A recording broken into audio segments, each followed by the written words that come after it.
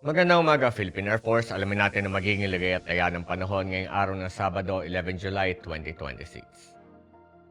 Sa kasalukuyan ng ating binabantayan na si Typhoon Inday ay huling namataan kaninang alas 4 ng umaga sa layong 500 kilometers northeast ng Itbayat, Batanes. Ito ay may lakas ng hangin na 140 kilometers per hour mula sa sentro at magbugso na 170 kilometers per hour.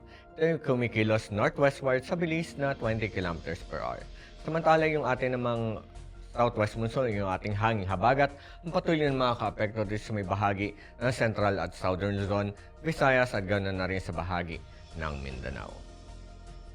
Para sa magiging forecast track at intensity outlook, itong si Typhoon Inday, ito ay inaasahan na kikilos patuloy generally northwestward throughout the forecast period. At inaasahan lalabas ito ng ating Philippine Area of Responsibility ngayong umaga. At inaasahan magla-landfall ito sa eastern coast ng mainland China.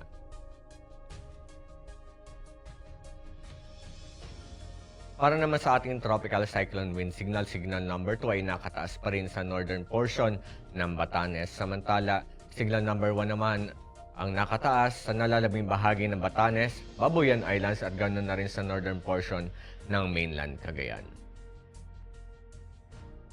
Para naman sa ating general area forecast, asahan pa rin natin ang stormy weather sa may bahagi ng Batanes, samantala rains with gusty winds naman ang mararanasan ng Cagayan.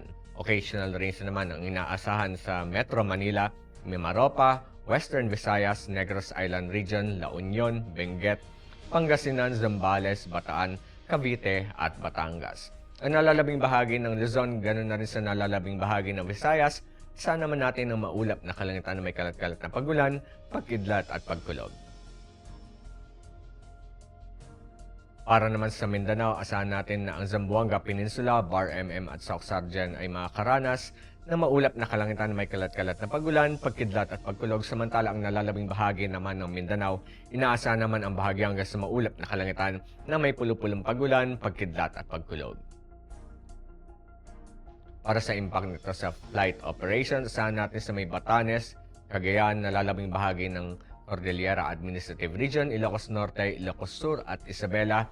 Asahan natin yung mga destructive winds and torrential rainfall na ina-expect at posibleng makapag-cause ng extremely hazardous conditions para sa aviation operations. Ang impact nito sa rotary, inaasahan natin yung flight operations na posibleng masuspend at yung mga extreme gust unsafe for hover or approach. Samantala sa fixed wing naman, asahan naman natin yung mga extreme turbulence and zero visibility, total suspension of operations and possible airport closures. Samantala sa nalalabing bahagi naman ng bansa, asahan naman natin yung moist southwesterly flow na makapag-produce ng mga rain showers at mga gusty surface winds and localized reductions in visibility. Ang impact nito sa rotary, inaasahan yung mga low visibility and gusty winds na posibleng makapag-limit ng VFR and low-level operations. Wet helipads reduce safety margins. Samantala sa fixed wing naman, yung posible tayong makaranas ng mga low ceiling, turbulence at wet runway operations na pwede makapag-cause ng delays or cancellations. Ang haring araw ay sumikat ng 05:34 AM at ito naman ay lulubog mamayang 6:30 PM. Samantala, para naman sa ating moon illumination, 13% decreasing. At para manatiling updated sa lagay at taya ng panahon, i-follow lamang ang Air Force Weather Center sa aming mga official social media accounts. Yan lamang pong latest update mula sa ating lagay ng panahon. Sa ngalan ng aming commanding officer na si Colonel Hermelino T. Calubiran Jr., Philippine Air Force General Staff Corps, ako po si Staff Sergeant Salsi Puedes, Philippine Air Force Weather Broadcaster ng Air Force Weather Center. Muli magandang umaga, Philippine Air Force.